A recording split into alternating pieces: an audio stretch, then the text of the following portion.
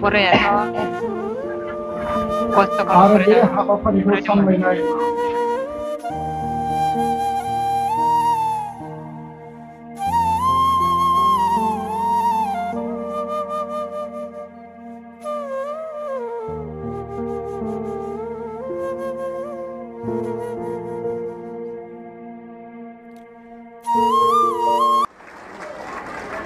बिथाङा मोननो हादों बड' आयदायाव 88, इंराजि आयदायाव मोननो हादों 57, गोरलै सानखान्थियाव मोननो हादों 43, गोरलै बिगियानाव मोननो हादों 70, समाज बिगियानाव मोननो हादों 69 आरो हिन्दी इलेक्टिभआव मोननो हादों 30। बिथाङा गासै 381 आरो जौखोन्दो हिसाबै 63.50 आरो बिथांखौ जों आखाइ खबनानै नाजावगोन।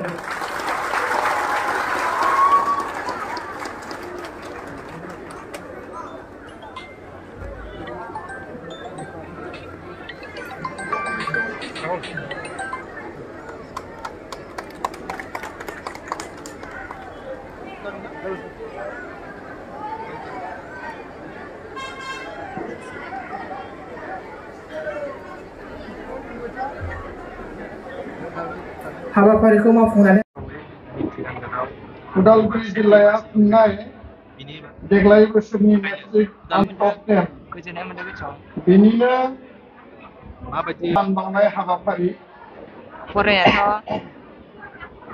खस्थ' आरो बे खालामनो हाबाफारिखौ सामलायनाय उदालगुरि जिल्ला दुलाराय बर' फरायसा आफादनि आफादगिरि कलिजा दैमारि, फुंनि गाहाय 8:30 नेहाथारि फरायदोंमोन।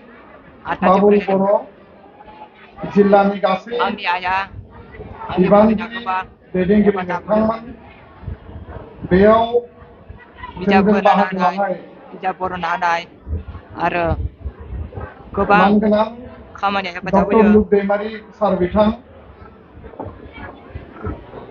मानगोनां उपेन्द्र ब्रह्म, मेमरियेल बर' मेदिनि बरा मोसाहारि, मानगोनां बिथां साहित्य मानिक बसुमतारी आरो जोंहा मेट्रिक आनजादाव सुबुंसा मोसाहारि टिचार जानानै पास खालामबाय। दिनै लोगोसेनो बर' फरायसा आफादा बेयाव बाहागो लानो हानाय गोबां फोरोंगिरि नोंथांमोन, फरायसा आफादा दिनै आंनि गासै जोंनि फिसाखौ सा फरायनायनि जि थाखाय आं टप जोबोर 10 गोजोननाय थाबाय।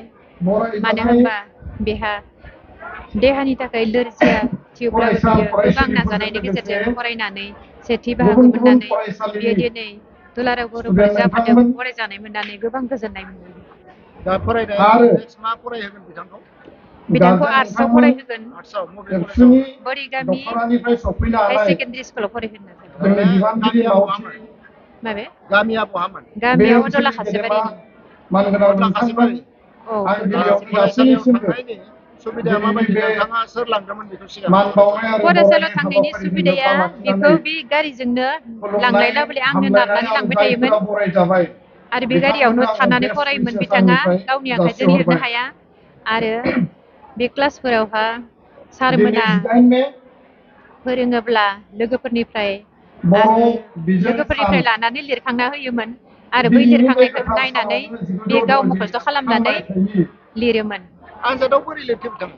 आनजादावहा बिथाङा बै समाव गाव लिरनो हाया, बर' बिजोंखौ आंनो रैखाथिनि थाफानानै थाखाय लिरना होबाय थानाय जाबाय आनजादाव। फरायसालियाव थिसननाय जादोंमोन 6 क्लासनिफ्राय आरो 6 बेखायनो थाखोनिफ्रायनो 10 थाखोसिम आं लिरना होबाय। 61 जेब्ला बोसोर मेट्रिक आनजाद बे लिरो गोलाव लामा बेयावहा हान्थिनायनि गुबुन सासे दिनै लोगो मोनसे बेनि जाफुंसारनाय क्लास उन्दैखौ आरो लाफानांबाय आरो देरहासारनायनि सान फरायनोथ' हायो दायो। आरो फरायनायाव बे मोजाङैनो एखे हायो। सानावनो बर' मिडियामनि मेट्रिक